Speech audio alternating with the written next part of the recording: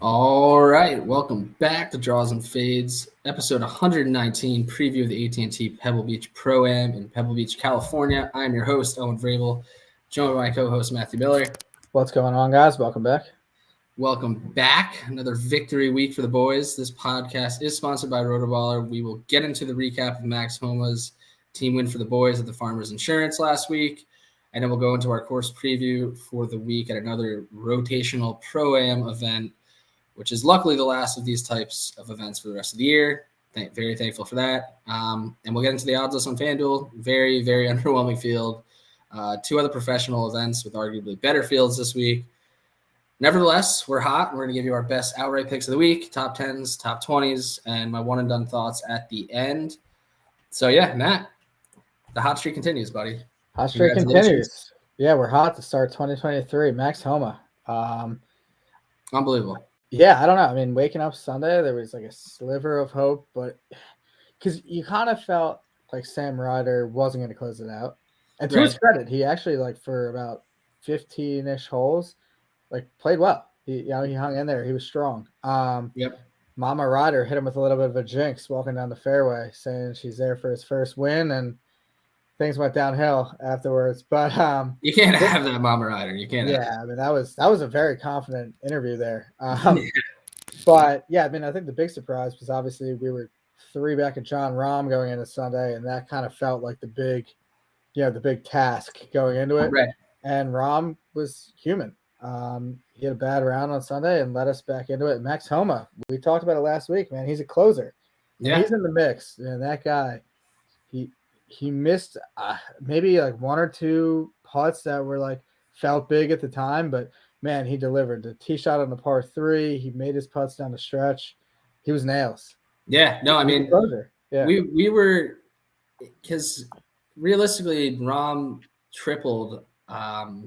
I forget what hole that was, but that was when the door really fell open. I mean, Ryder still hadn't fallen back to earth yet, and Max had missed like a 9-foot birdie putt and a 13-foot birdie putt earlier on the front 9, but he was consistent, and the Torrey Pines delivered again. I mean, that leaderboard on Sunday was impressive. I mean, Finau got into the mix, obviously, with his round on Friday. Morikawa was there. Keegan Bradley ends up coming in second. He kind of snuck his way back in there too. So, but Max, to his credit, I mean, just doesn't make mistakes, just fairway greens, and if he ever got himself into a little bit of trouble, he figured it out and made the clutch putts when he needed to. And yeah, what can you say? The guy is a complete closer. We'll see if that starts to translate into some of the bigger tournaments, but you have to imagine his confidence is through the roof right now. I mean, he was playing with Morikawa and Sungjae, who were both starting 3 shots back of Rahm as well. Everyone probably in that range probably felt like they were still in it, especially with the Morikawa collapse a couple weeks ago. And we've seen HOMA do this before on tournaments where he was in the mix on Sunday, kind of just doing his thing, staying steady. Like, what was he, 2 under through 9? Nothing crazy. And then just continue to play solid golf. So, yeah, I mean, he kind of did the same when he won Riviera too. And Burns sort of fell a little bit backwards that week. And then HOMA capitalized on it. I think that was the year that Burns had the lead, right? When HOMA won? Yeah. I think. That was also the year that Finau was in the mix too. Yeah, and HOMA somehow won being stuck behind the tree in the playoff hole. Right. Yeah. But yeah, it was. I mean, credit to him. It's weird. Like, one of the weirder things is that he hasn't played well in the majors because he's won now. You know, at Torrey Pines, he won at Quail Hollow, he won at Riviera. Like, he's won a lot of the big non-major events. It hasn't really translated over, but maybe this is the year. Well, California golf too, and we got a U.S. Open in California this year. Yeah, so. Yeah. Well, that's a popular bet right now. Well, I told you that bet when I saw you in October. I put that in. I had 55-1 on him. Did you take it? Yeah, and you didn't take it. I took him and Brooks. There you go. Well, congratulations. Congratulations on your better odds there. Yeah, but yeah, we'll see. I'm thinking maybe we catch him at like an in between, like the Players or something, like a nice leeway to the major win. Yeah, anything's possible with Max at this point. It's really hard to count him out. He's clearly proven that he's one of the best players in the world now. I think the next step is playing well in the majors, and I have a pretty good feeling he's going to do that this year. We'll see if he can win one, but that U.S. Open 55-1 is what we got? Yeah. That does seem pretty good now. What is that, like 35 now-ish? Yeah, I think I moved down to like 35, 36, something like that. Right. Yeah, so Max Homa, keeping the boys hot. This is great.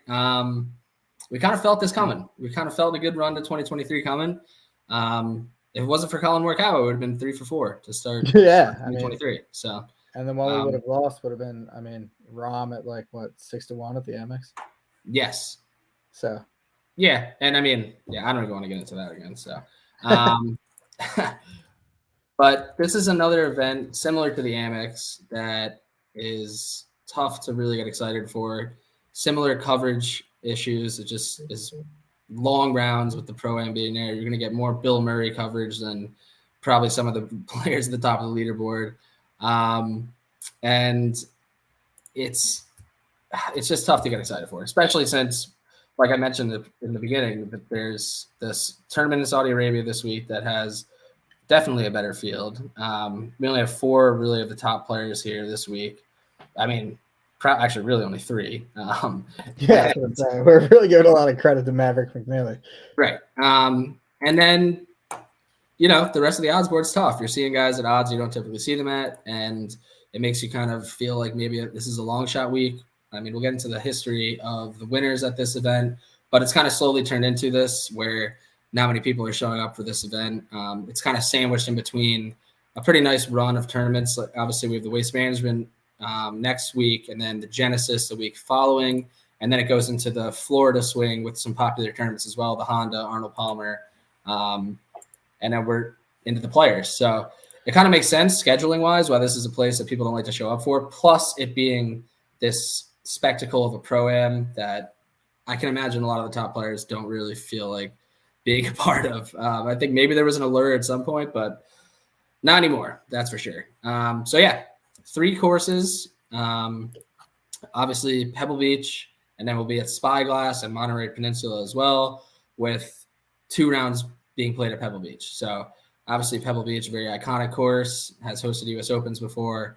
But Monterey, Spyglass, nothing. It's a beautiful scene, but nothing to get super excited about. And again, in terms of like shot tracker and things like that, it's going to be tough to follow this tournament. So all that being said, it's still a golf tournament we can win. So we're hot. We're seeing the board well. Let's see what we got.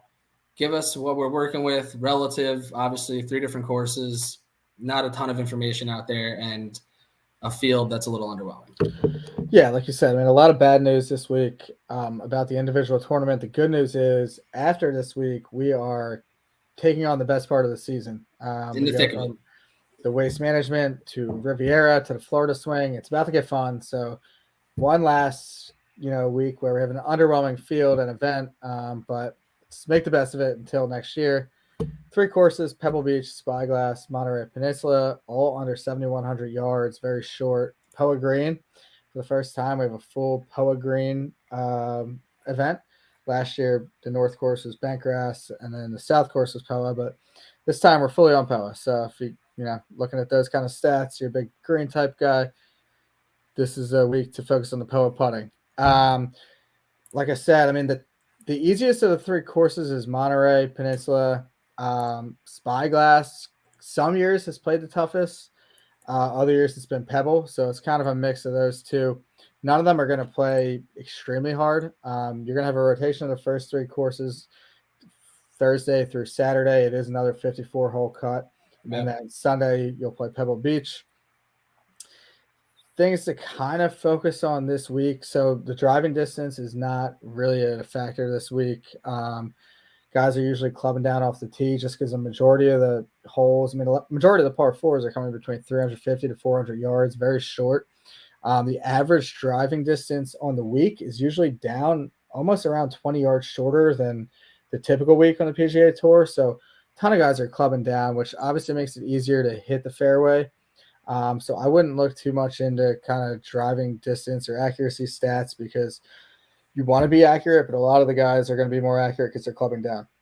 Yep. So it's tough to gauge to a typical week. Yeah, exactly. So if you're looking strictly at driving accuracy stats, it's a little different than guys who are, pulling driver and aren't accurate. They're going to club down. They're going to be more accurate just because they're hitting less clubs. Approach is going to be key. A lot of the approach is coming from 100 to 150 yards. The greens, so they're small greens this week. Pebble Beach is around 3,500 square feet, which are some of the smallest on the tour throughout the season. Monterey Peninsula has the largest greens in the rotation this week. Like I said, that's playing the easiest of the three, but they're still below tour average. So that kind of gives you an idea of just how smaller greens that we're shooting into this week. As a result, you're going to miss some. Around the green is going to be key just because the greens are so small. You're going to have to scramble around when you miss them. The weather, we don't really know exactly what it's going to bring this week, but the biggest defense of the course of Pebble Beach and really Spyglass too has like 5 or 6 holes is the wind. So a lot of these holes are right on the coast. They're exposed to the wind, and when the wind picks up, it does get tough. And that's why you see U.S. Opens being played here, because when that wind gets going, it is difficult to score. So that might be something to watch if the wind gets going. Maybe guys who play well in the wind, it's tough to predict. I mean, you could be simply, if there's a windy day and you avoid Spyglass or Pebble that day, you might have a huge advantage for the week. Right. Tough to kind of gauge, but that's another thing to keep in mind too. I don't know if you had anything else to add Yeah. for the week. Yeah, I mean, it's a mix between, like you said, there are some defenses to it. Obviously, the wind. It's the greens are small, so if you're not hitting your approach as well and you don't have a good short game, it's going to be tough. But at the end of the day, we've seen the last 6 years the winning score ranges between -17 and -19. I mean, that's very consistent. So nothing crazy, but also you need to make birdies. And I don't know. I mean, the guys who have won here, Tom Hoagie, Berger, obviously Jordan Spieth, Mickelson's won here a ton of times, but then Vaughn Taylor, Ted Potter, Nick Taylor, the Taylors have won, but it's not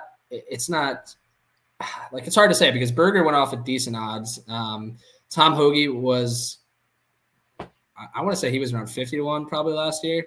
But he was tipped. I think our boy Luke Sweated Out tipped him last year as well. And it's like, you want to think Longshots do have a good chance here, but then it seems like from whatever of the better players that are here, they do seem to definitely play better, and a lot of them have good course history here.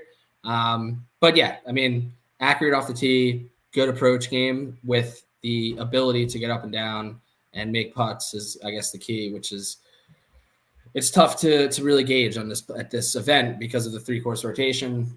There's obviously the variable, like you mentioned, of the weather affecting different courses differently on different days. So you need some sort of luck involved in the draw of which courses you're playing on which day. So I'm looking at this from more of like a course history / value standpoint in terms of betting on the outright market. And there is a trend that I saw on Twitter where it's interesting. I mean, 15 of the last 16 winners have won at least a PGA Tour event before. 12 of the last 12 winners had 105 career starts. So obviously veterans of some sort have played well here. 13 of the last 13 winners had played in at least 2 previous AT&T Pebble Beach Pro-Ams. 16 of the last 16 finished 21 or higher in a previous AT&T Pebble Beach Pro-Am. So this is all like some sort of course familiarity, event familiarity. 14 of the last 14 winners had finished 16th or higher in at least one of their previous 3 starts of the AT&T Pebble Beach Pro-Am. And kind of a random stat, but 48 of the last 51 winners have been born in the United States, which I think probably speaks to the fact that there aren't a ton of international players playing this week, because there are other events being played, and it seems to be a popular spot for people to skip. But that being said, that's two of the top 3 guys on the odds board are not from the United States. I don't know if that's going to make people weary to bet on Fitzpatrick or Hovland, but all those things considered, this is from PJ Splits 101 on Twitter, by the way. The only 8 players in the field fit all the trends: Spieth, Hoagie, Putnam, Mitchell, Merritt, Damon, Todd, and Lashley. So interesting. If you're looking at trends, that's what we're working with this week. I mean, I would say I think it's interesting, and I was kind of going from the standpoint of I'd like to see guys that have played well here before. I don't really trust maybe a rookie type player to play well in this event. But trends are meant to be broken. So I just wanted to get that out there from our guy PJ Splits 101. Let's get into the odds board. Like I said, very unattractive odds board. So Jordan Spieth currently on FanDuel Sportsbook, 11-1, alongside Matthew Fitzpatrick and Victor Hovland, both at 11-1 as well. Spieth had started off under 10-1. I think he probably still is, maybe at some books, but I think he probably wasn't getting bet too much at under 10-1. Either way, that's where he's at. Maverick McNeely, Tom Hoagie, Seamus Power. I just pulled whatever that guy's name is. I just said Mazzola or whatever. Yes, Seamus Power. So 16-19 is where they're at on the odds board on FanDuel as well. And then Putnam and Justin Rose are the only other guys under 30 on FanDuel currently. I think there's some decent discrepancies in terms of odds this week, but that's what FanDuel is offering currently on a Tuesday afternoon. So yeah, like I said, not sexy at all. And we'll get into one and done later, but as I've mentioned, with one and done, it feels like you do want to take guys from this part of the board to stay consistent with picking the best players, and there's just not many options to pick from this week. So first thoughts when you looked at the board, besides before we get into 30, 35 and over, did anything intrigue you? Were you shocked by anything? What were your first thoughts at the top of the board besides I don't know that I was like shocked. It was more just it's just not very appealing. I mean, the top three are obviously like way better than the rest of the field. They're just all sitting at 11-1. It's hard to. I mean, Spieth has great history here. He's obviously the most prolific winner of all of them, but I feel like in a weird way, like he's almost like the most volatile too, where like he could have like really bad weeks some weeks. Not so much here though. Even when he wasn't playing well, even when he went through his drought, he played pretty well here. So he feels safer at Pebble than most places. But it's just an awkward. It's a really awkward top of the board because it's not like you're going up top and you're getting like a John Rahm or Justin Thomas. Like you're almost getting like a second tier, like golfer. And it's not even really insulting to call Spieth that anymore. I mean, obviously he's a prolific winner and has won multiple major championships, but he is super inconsistent at times. So that's your only worry. I guess it's hard to be super concerned about that here, but at 11-1, I can understand why it's tough. So I will say, do you remember last year's event? Like Seamus Power was like, everyone thought he won on Friday. Like it was like I think he was up 6 or 7 strokes through 2 rounds. Yeah, it was insane. It looked like he was going to run away with it. He was 14 under through 2 rounds, and then at least, yeah. He had a collapse. I think Saturday he was really bad. Yeah, he shit the bed on Saturday. You might have everyone back into it. You have him? I don't think so, but I don't know. Yeah, I don't know. I've had so much. A lot of people had him then. Yeah, but yeah, that was crazy. But yeah, I mean, I don't know. I couldn't really get there with anyone at the very top. I'm still have an open spot on my card, and I'm like somewhat considering Justin Rose, even though I've blacklisted him in the past. Oh my God, I did have Power last year. Yep. Wow. Yeah, that must have been. Sorry for reminding you of that. Yeah. Yeah. Yep. Just checked. I did indeed. Yeah. And of course, the Golf Tips Checker did a halfway roundup, and yeah. At least you won that. Yeah, Rose. I mean, he's on my blacklist, as we know, for the past couple of years. I have also called him washed up several times, but he's still in consideration for coming off because this is just such a weak field, and I feel like he might, even at his washed up stage, have a chance to win this. I'm not committed to him yet, but it's a possibility. Wait, so who did you say? Oh, Justin Rose. Yeah. Justin Rose. It's a possibility. Yeah. He's not definitely on there yet, but he might be. Okay. Yeah. So here's my thoughts. I have not pulled the trigger on anyone up here. The only people that I'm leaning towards over the others, I feel like if you're going to take one of the guys at the top between Spieth, Fitzpatrick, and Hovland, you just go with Spieth. I mean, course history is phenomenal. The guy absolutely loves it here. He's in all aspects basically of his game. The only thing in terms of course history is that putter actually is his weakest part of his game. He's been great on approach, great around the green, great off the tee, short game, ball striking, all of it's been good. So I'm definitely a little bit more intrigued at 11-1 than I was at plus 900 or whatever he was prior. And we've seen flashes, I guess. I mean, he played okay at the Century Tournament Champions. We haven't seen him much in this season. He played the CJ Cup and then missed the cut of the Sony Open, but he loves it here. So that is under consideration, believe it or not, because that's how gross the rest of the board is. I don't really have many bets placed. And maybe just go all in on Spieth. And I'm also considering Matt McNeely. Obviously, he's gotten the California kind of treatment where he does seem to show up in California. He also definitely shows up at Pebble Beach. I mean, he did finish 33rd last year, but he has 2 top fives, one in 2020 and one in 2021, where he finished runner-up. So those two guys are interesting. I could see the Seamus Power redemption story. I think this course makes sense for him. Him and Hoagie, obviously both. Hoagie winning last year has played well here as well, but don't love their odds. I obviously do not love McNeely's odds either. But so that's kind of the problem, is that I feel like the books are kind of asking you to bet on one of those three over Hovland, Spieth, or Fitzpatrick. I don't know if it really makes sense to bet on any of them under 20-1. So that's a conundrum up top. Putnam's been good, and he played well here last year. Don't have enough. I don't have the balls to do it at 24-1. I'm sure there maybe are some better numbers out there, but not really appealing. Justin Rose Redemption Tour, maybe, but I think we'll just get into a little bit of the middle tier, and maybe we'll come back to the top if we make up our minds that we can't pull the trigger on enough guys. So Keith Mitchell, Denny McCarthy, Joel Damon, Matt Kuchar, Alex Smalley, Taylor Pendrith, Thomas Detry, all between 33 and 48 on FanDuel. And then Dean Burmeister, David Lipsky, Lonto Griffin, Ben Griffin, Scott Stallings, Davis Riley, all between 50 and 65. Then a slew of guys between 70 and 100.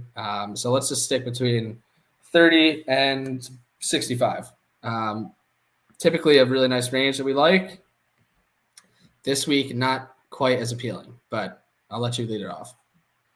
No surprise, Keith Mitchell. There we go. You got to just keep doing it. Yeah, Killer Keith. I did say he's going to win this year. I think this is a good chance for him this week. We just saw him last time he played. It was a similar 3-course rotation, short courses at the Amex. He finished 22nd, played pretty well. Gained over 2.5 strokes off the tee, 2.1 on approach. He missed the cut at the Sony, but actually looking a little bit further into that, he gained on approach and off the tee. He just putted horribly. So whatever. I'm on to throw out a bad putting performance. First event of the year, not a big deal. He came 12th here last year, so he's got that course history check for you. Another thing I like about Keith this week too, and we talked about, so obviously he plays well in those short courses, but also when you talk about the biggest defense here at Pebble Beach, there's kind of that wind off the coast. When you think about where Keith Mitchell actually plays his best golf, it's the Florida swing. He won the Honda. He played well a few times at Bay Hill, and those are the courses that see a ton of wind down there. So he is a pretty good wind player, and those are short tracks where, it's not really coastal, but they have wind, water, stuff like that, and Keith, handles it, and he's won down there. So I like him this week. It's not really a ton of prolific winners ahead of him. I mean, his one win is already ahead of Maverick McNeely. It's, he's not chasing a bunch of winners ahead of him. This is definitely one that's wide open for someone to come and take. Yeah, that's definitely fair. And I think this is kind of where the odds list starts to get a little bit more interesting. I'm pretty close to being with you on Keith Mitchell because I only have some bets placed at 50 or higher.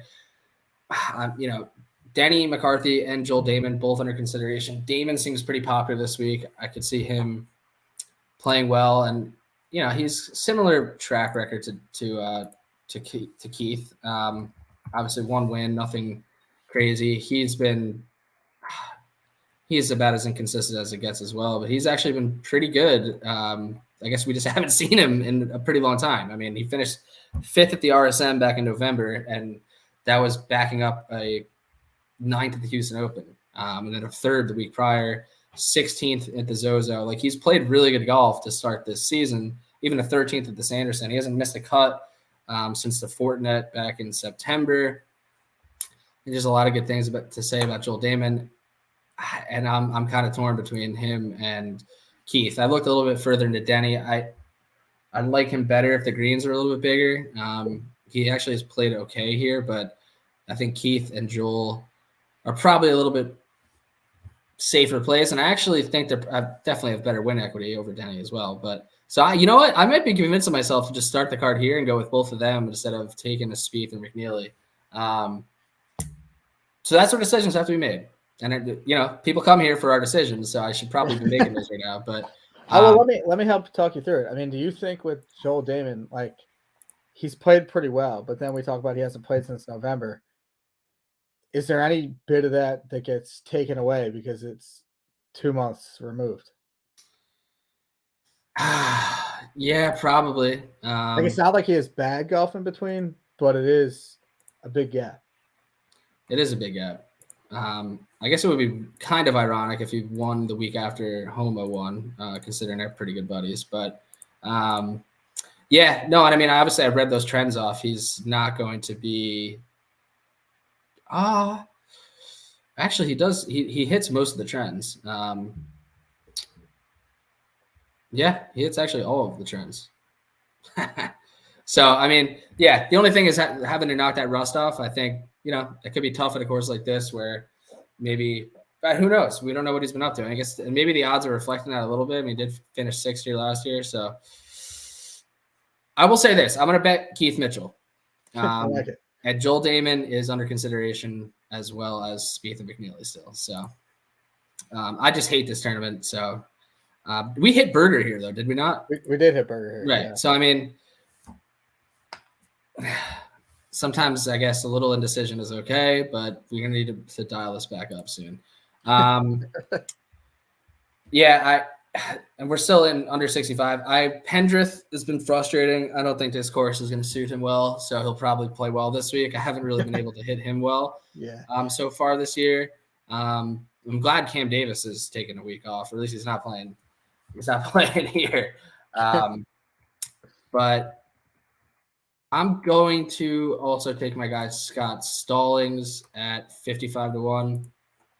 This kind of course that I feel like sets up really well for him. He doesn't have to be long off the tee.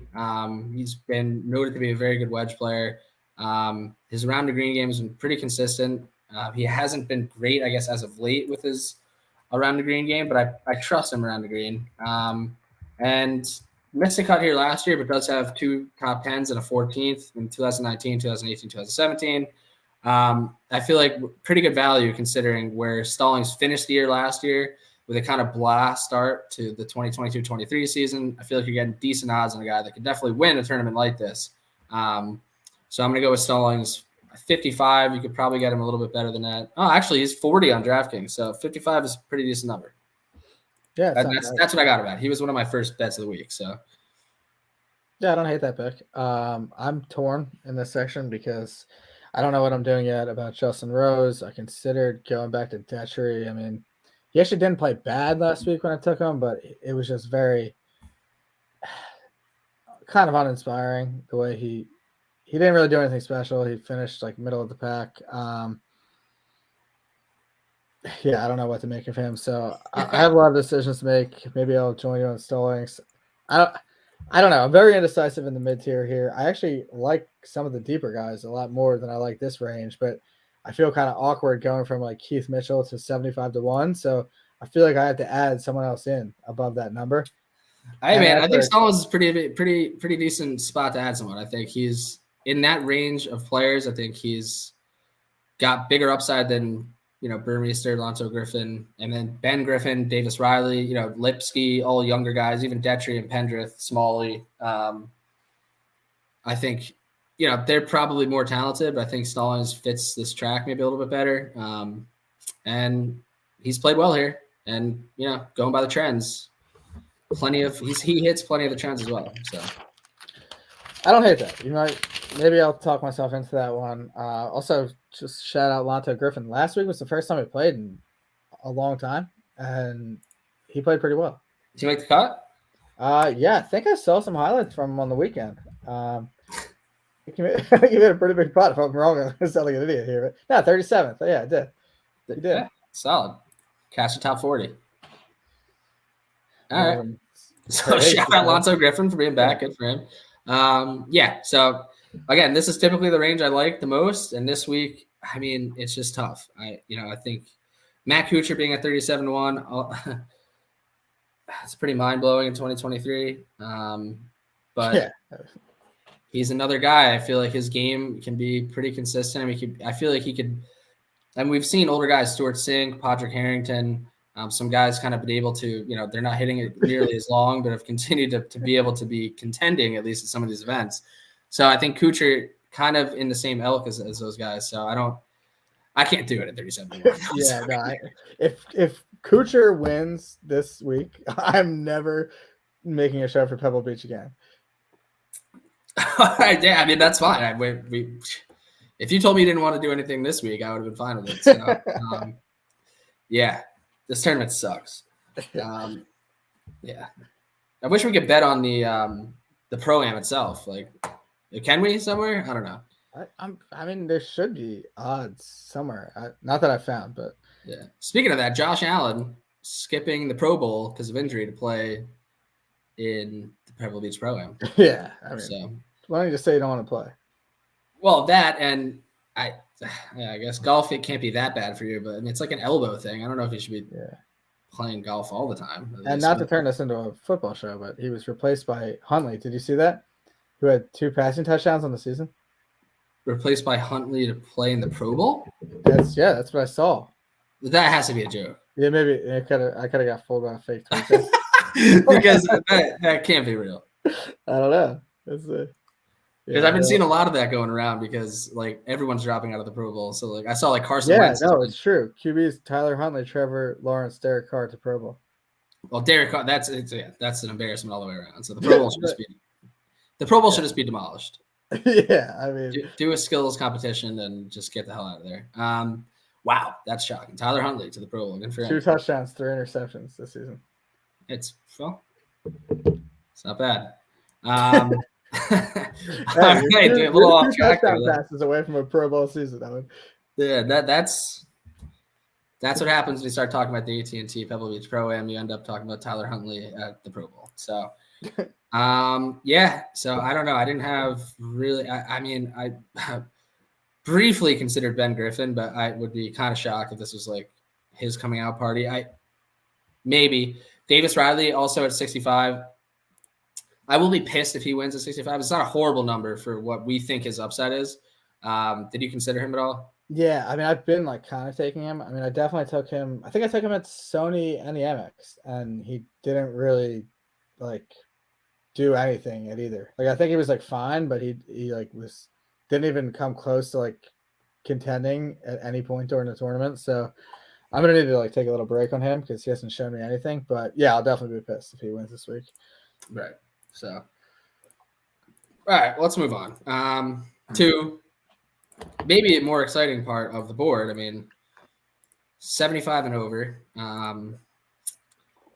70 and over. But Trey Mullinax, Kurt Kitayama, Will Gordon, Brendan Todd, Nick Taylor, Taylor Moore, Bo Hostler, Nick Hardy, Webb Simpson, Kisner, Van Rooyen, S.H. Kim, Knox, Justin Suh, Nate Lashley, Troy Merritt, Matthew Neesmith, Ryan Palmer, Robbie Shelton, Grayson Sigg, Callum Tarrant, all between 75 and 100. And then, plenty of other guys we've talked about over 100. And we've kind of mentioned this before, and we'll probably talk about a few of them. But if you're over 150 to 1 in this tournament, they really don't think you're going to win. But because there's a lot of guys under 100 this week and a lot of guys that probably aren't going to have a chance to win that are under 100. So let's just start firing away, man. Over 70, floor is yours. I have a couple plays that are already in and interested to see where you're at. Yeah, I'm gonna start with EVR, 75. All right. Love it. I'm gonna join you on that. I like that. Yeah. So he actually was awesome last time we saw him at the Amex. Finished 6th, gained 8.2 strokes to the green, 3.3 on approach, 3.5 around the green, 2.7 putting. He was good all around. The only problem is he hasn't really played Pebble Beach. I mean, he played it at the U.S. Open in 2019. You don't get to see Spyglass or Monterey, and it kind of plays a lot different then. But he did finish 43rd, so I mean, It's not bad. At a U.S. Open, that's not bad. Yeah. Yeah, Especially because it's going to play easier this week than it did that week. Well, and probably, I mean, more than half the field definitely wasn't playing that. Like, this is a completely different field. So, yeah. And just a little side note for EVR. He's another South African good win player. Spent a lot of time on the Euro Tour, so he's used to the elements. If that picks up, but 75-1, I think pretty good value on him. I think he's better than a lot of guys ahead of him on the odds list. Yeah, that's definitely a value play for sure. I mean, I didn't love the fact that obviously he doesn't hit any of the other things because he hasn't played Pebble Beach except for that U.S. Open. But I think this is a course that could set up well for him. It doesn't have to be long off the tee. And what we saw at the Amex, I think, is something to be comfortable with. I mean, he played at a 3-course rotation, played well, and then did all the things you're going to need to do this week well. So if he's striking the ball well, he also, at his peak would have been around where Keith Mitchell, Joel Damon are this week, and 35, 30-1. So I like that play. I have to do this, as I always do, but I'm going to take Matthew Neesmith. You are the leader, undisputed leader of the Matthew Neesmith bandwagon. Yeah, there's no chance that I will miss. I mean, there's always a chance, but I feel like there's no chance I'm going to miss Matthew Neesmith's first win. He's got good course history here, 2 top 20s, an 11th and a 16th in 2021 and 2020. Made the cut and played poorly here last year. And then his last 6 months have been kind of weird. I mean, we saw what Matthew Neesmith could be, where, he goes on a little run in October, 9th at the Sandersons, 2nd at the Shriners, 9th at the Zozo. And then since then, a 53rd and then 3 straight missed cuts.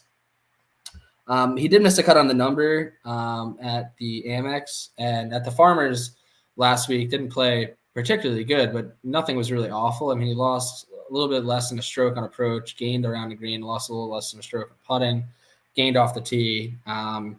Just was kind of average, and that wasn't good enough to make the cut. So his recent form, although 3 straight missed cuts, is actually not as alarming as it looks on paper. So I'm willing to take a shot on a guy that does have good course history here. And 85, 100-1 or 100-1s are out there. I'm not going to miss out on the Neesmith win. So I think this course kind of sets up well for him, because when his irons are locked in, he's going to be able to be hitting these smaller greens. And, I mean, putting and around the green game could be moderately worrisome, but it's more of an upside play with Neesmith, as it always is, which has not, proven to be successful yet. So, Matthew Neesmith. I'm not surprised by it. Yeah. One of these times it's going to happen. He's made a couple runs for you, so. No, he has. I mean, 2nd at the Shriners, 3rd at the Valspar last year in March. Probably going to definitely bet him at the Valspar again, obviously. But this feels like, I don't know. He could be a poor man's Tom Hoagie, Yeah. Which, I mean, it's kind of a sad thing to say, but anyway. I think he could hopefully be a little bit more than that. Yeah. Yeah. So that's where we're at. All right. Staying in this range, I am going to I do this every time when I don't know like who to take and I'm looking at like a shit field. I end up taking Russell Knox. So I'm going to do it again. 75-1. Are you on board? Maybe. I'm not yet, but I knew you were going to say that, obviously, because we talked about it offline. But I mean, what's he been up to recently? Is he anything good? Well, so here's what I'm going to tell you. Here's why I'm sold on him. I was like kind of on the edge with him, and then I looked it up, and I'm like, God damn it, I have to take him. Last 36 rounds, proximity from 100 to 125 in this field, first. Proximity from 125 to 150 in this field, first. So the distance that we're looking for this week, I mean, he's dialed in from there. Last 36 rounds, he gained 2.9 on approach at the Amex last time he played, 2.7 at the Sony. He was 33rd here last year, 7th in 2021. He's not a long hitter, which you don't need to be this week, but he was 19th on tour in accuracy last year, which, I mean, this kind of suits his game like perfectly, just fairways and close approach. Definitely a win player. Scottish guy. Yeah, definitely a win player. Yeah. He could win. He's won twice on the PGA Tour. He won the Irish Open, which is a pretty big Euro event. The issue is similar to Neesmith. I mean, his short game isn't great, but 75-1. I mean, he gets those, short irons and wedges dialed in, and he's hitting fairways. might not need to scramble around too much. Yeah, I don't hate that. I mean, so because down here I'm just trying to make some spin zones on a lot of guys, really. Trying to make a spin zone. I mean, it's not a huge spin zone, but Trey Mullinax caught my eye, 70-1. He kind of popped off a little bit towards the end of last year. Obviously, won the Barbasol and then played pretty well down the stretch of the last year. Finished 5th at the FedEx St. Jude, 12th at the BMW, and then even to start this 2022-23 season, missed a couple cuts, and then 4th at the Houston Open, 28th at Century, 31st last week at the Farmers. And yeah, he's been good on approach, good around the green, and he does have some decent course history here. I think he's 3 top 28s and a 14th. So Mullinax is on my list of plays to potentially make down here, but I do like that Knox play. And you know what? I think I'm off of – this is probably going to backfire because this means that Spieth or McNeely wins, but I'm definitely not going to do that. I think I'm just going to add a bunch of guys over 50, and it's fun. It's more fun that way. So we're trying to have some fun here. We're going to do that. Yeah. All right, yeah, but you might as well. We're not a shit tournament. We're at least going to have some fun with it. Yeah, I mean, I knew you were going to give a good pitch on Knox because I'm in the same boat with you where I end up adding him randomly, and I'm like, why did that just happen? It's usually in fields like this where it's like, oh, Russell Knox, pretty good number. And then you look at his numbers, and you know what he's going to do. But you know what he's going to do. Like, he's going to be like -6 through like 15 holes, and we're going to be like, Knox, and then like he's going to come out Friday and just like, be even par, and he's going to shit the bed. But he's going to give us hope on Thursday. He's going to start off hot. We're going to be happy about it, and then it's going to go downhill. But all right, I like it. For it again. All right, yeah. Add it to the card. All right, yeah, the card's getting a little filled now, actually. Yeah, it's getting a little full. We'll see. I have some thoughts a little bit further down, but do you have anyone else? I mean, over 100, whatever. Yeah, we talked about this a little bit before. I keep looking at, I don't even know where the hell he is now. 90-1. Robbie Shelton keeps catching my eye. He's starting to play a little bit better. That's when you know it's scary. Yeah, I don't know if I can get there on him, but I might have him as some sort of like top 20 or something. That might be how I play him. I mean, I just really can't see him winning a tournament, but I might take him top 20. Okay. That's fair. Other than that, yeah, I mean, I have one bomb for an outright. But yeah, the floor is yours if you want to step over 100, if you have anyone or. No, I mean, I'm just gonna say again, we talked about these couple guys before. Might have been 2 weeks ago, last week. Harry Higgs, Smotherman, 2 SMU legends, are both at 180, 190-1, and both played pretty well. I don't know. I don't know if Harry Higgs can pull off a win, but I think he's played pretty well. I mean, 21st RSM, 18th American Express, 44th last week. And then 18th at the American Express could have easily been better. He's played the Pro-Am twice, finished 18th in 2020. So I actually don't hate little Harry Higgs action. I think he's got something working for him right now. I'd probably take him for a top 20, a top 40 play. It's a little bit of a bomb, top 20. You going to go with Smotherman? Yeah, I'm going to take Smotherman. 190. I cannot do it. I mean, there's not much. I mean, there's really not much to sell. I don't know if I advise following that, but I've taken Smotherman so much. I mean, to not take him 190-1 in this field would just feel like stupid of me. I mean, I've taken him at like 70-1 in fields that are similar. I mean, when he's on, he's very good, like ball striking. He's good off the tee. He's good approach. Really not a good short game, but he definitely has some talent. So I still believe in Smotherman. I think 190-1. When he's on, he definitely can contend in an event like this. Will it happen? I don't know, but I'm willing to take the chance all the way down the board here. Very fair. So maybe we'll just. I'm probably gonna do Higgs in some capacity. So I get the Smotherman play. And then any other off the wall thoughts? I mean, there's some interesting guys with some good course history here. They're older and tough to try. JB Holmes has a bunch of top 20s here. Jimmy Walker is obviously a former winner. I don't know if you could trust either of them at all, but those are facts. They've played well here. I don't even know what they're at, to be honest. Well, you know what's funny while you're looking that up? I remember like a few years ago when we were taking Doc Redman at like 40-1. Yeah. And I mean, I think I even took him 28-1 one time. And we were talking about how shitty this field is, and he is 370-1. Wow. Yeah, that's worth a shot. Yeah, maybe like a little trip down memory lane. I mean, it's not even how long ago was it that we took him? Is it even a trip down memory lane? I mean, yeah, we were still taking him last year. Yeah, he finished 33rd here last year. I mean, maybe check out his top 40 odds. He's been, he's been not very good for a pretty considerable amount of time. But, also, I mean, man, I think I'm gonna take a Jimmy Walker prop too. By the way, I know he's old as shit, but 200. Dude, I mean, he finished 13th last week at the Farmers. That went under the radar when he played pretty good golf. Was great around the green and putting. That's where he gained a lot of his strokes. But he's a Pebble killer. I mean, he's played really well here. He's played, 8th in 2018, 11th in 2016, 1 in 2014. He's on a little bit of a downturn. I mean, he missed his last 3 cuts here, but I could see Jimmy. I mean, actually, no, he finished 33rd here last year. So, maybe something. Maybe found something last week. I mean, I know he's got Lyme's disease, so I think his health is always a concern. I think it's hard for him to play 4 days in a row consistently. I think that just weakens your body.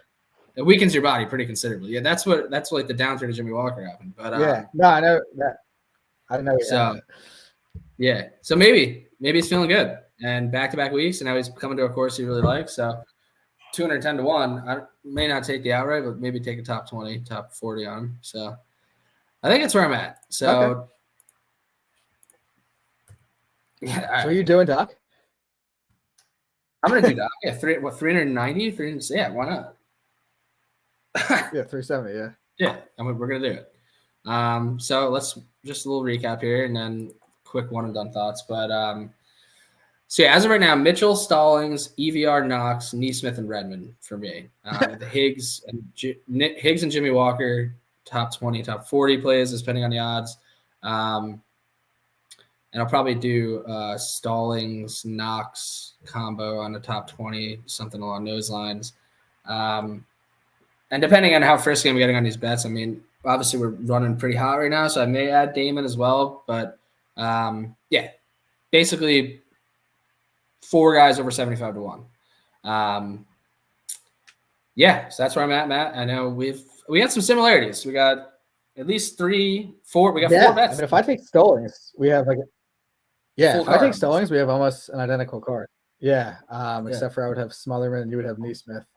So it could be a possibility. I'm between Stallings and Rose. All right. And I mean, I really have done nothing but shit on Rose for the last 2 years. So, I mean, we could just make this fun, and I could take Stallings, and we could be rooting for the same guy. Yeah, I think you should. I mean, you're going to take Rose off the blacklist for a 29-1. I feel like that's.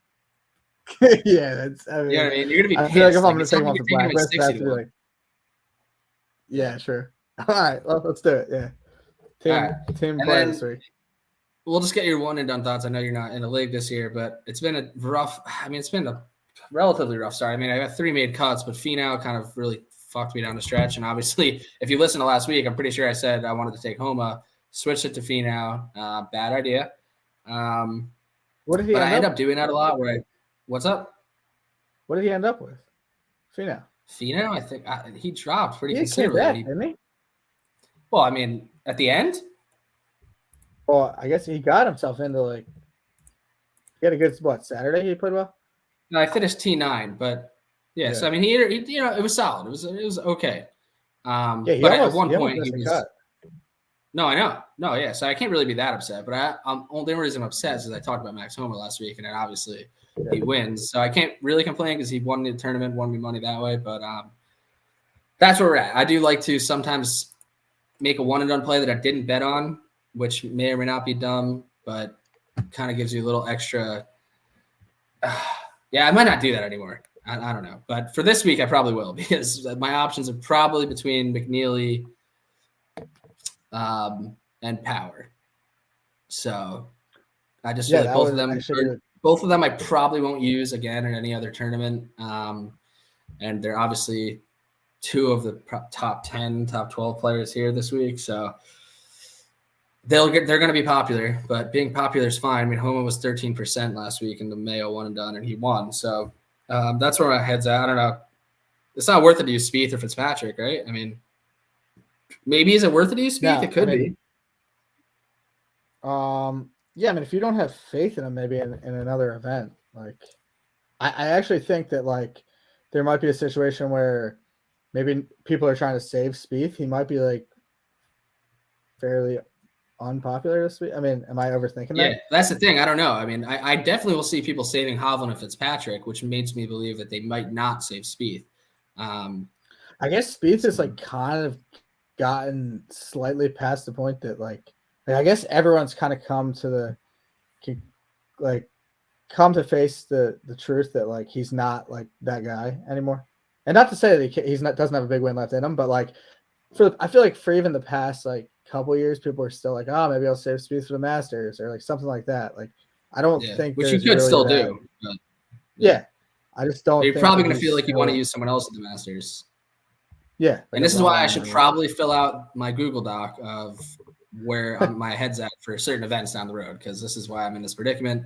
But yeah, anyway, that's where we're at. Not a great start to one and done, but not horrible. So we'll keep updating you on that. I think I'm in like 1900th currently, which it's all well and good until we haven't had an elevated event yet. So the purses have been blah. But all right, that's where we're at. Next week, big week, Super Bowl week, waste management week will be an awesome field. And yeah, I mean, we talked about it. It was part of our favorite run of golf here. We got waste management, Genesis, Honda, Arnold Palmer, then the players. So it's going to be a nice run of golf here, and we appreciate all of you guys for listening.